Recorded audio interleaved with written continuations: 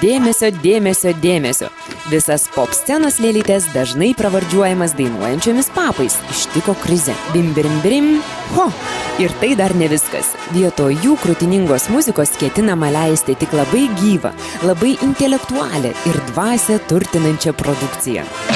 Negi dabar turim slėpti viską su maišais, ir stengiamės.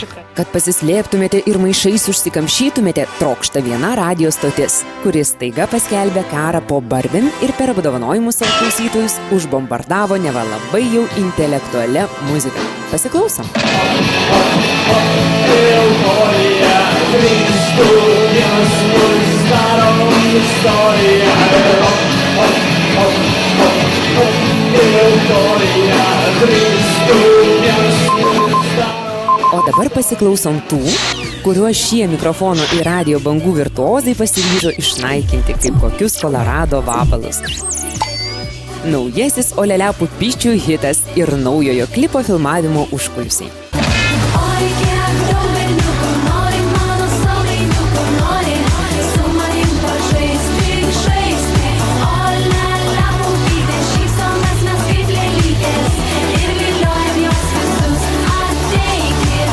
Iš tikrųjų yra didelė paklausa ir labai keista, kai radio stotis nori atsisakyti tokių grupių. Tai automatiškai jų paklausa tiesiog nukris.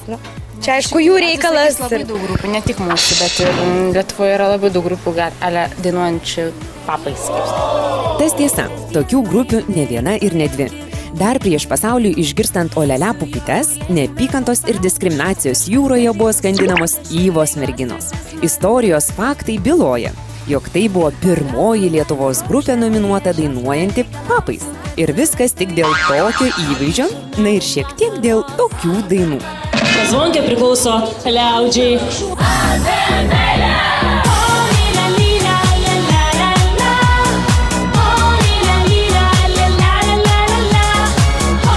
Ir tai tik sąrašo pradžia. Kita kaltinamoji dainuojanti krūtinė – Sonija.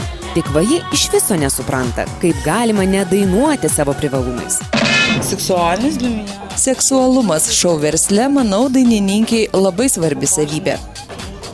Manau, kad gražus kūnas, seksualumas yra priimtina ir tai turi būti.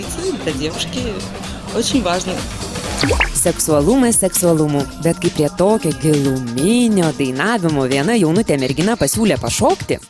Tai bus kaip mano grupė, supranti, šiek tiek ir kaip ir įvaizdis ir tam, kad mūsų užsakyti privatų vakarėlį, bus galima dar išvysti, supranti, ir striptis. Na, bet ne viskas taip blogai. Buvo ir tokių, kurios su tuo bandė kovoti. Pavyzdžiui, Šokolado merginos paskelbė karą karjerai. Oi, susimaišiau. Karą karjerai per lovą. Mes skelbiam kovą karjerai per lovą! Mes labai smarkiai reaguojame tą žmonių nuomonės. Mes labai iš tikrųjų rūpimam, kad mes neatrodytume vulgariai jų akise, kad mūsų nelaikytų kažkokiom ten lengvabūdžio elgesio merginom Lietuvoje. Savo ar ne savo norų, jūs ir daugelis kitų grupių, kaip 6-9 danguje, buvote įvardintos lengvabūdėm, nemokančiam dainuoti, visokiomis nuogybėmis ir kitais nepadoriais veiksmais žiūrovą gundančiomis mergužėlėmis. Bet ar tie, kurie paskelbė jums karą, sugebės laimėti? Be abejo, kad tai yra absurdas, nes prisiminkim vieną dalyką, tie, kas dainuoja papais, ar ne? Kaip sako, jie dažniausiai yra labiausiai klausomiausi ir labiausiai norimos grupės, ne tos pačios Yva ir visos kitos, neminėsiu kokios. Jo, kodėl mes negalim parodyti tai, ką mes turim iš tikrųjų. Tai yra gražu, visiems patinka, tai kodėl mes negalim tom pasinaudoti savo sėkmę. Mes ir visi Lietuvos vyrai tikrai neprieštaraujame, nediskriminuojame ir visas dainuojančias žvaigždės mylime. Tad rodykite, prašom, rodykite viską, ką turite. Bus gyvenimas kaip rojus, bus jis toks, kokio aš noriu ir laidėk su pragarė. Oi, kiek daug berniukų nori, mano saldainiukų nori. Gal dabar kažkas sakys, jog per daug čia tų papukų, kad per daug užpakaliukų, kad pradingo visas dvasingumas. Bet prisiminkime, kad jau nuo seniausių laikų, kai lietuvaitė šokti ir dainuoti galėjo tik prisirengusios 100 sijonų ir liemenėlių, jų grožio vis tiek niekas paslėpti nesugebėjo. Tad remdamiesi liaudies išmintimi, siūlome nediskriminuoti, o tiesiog dainuoti.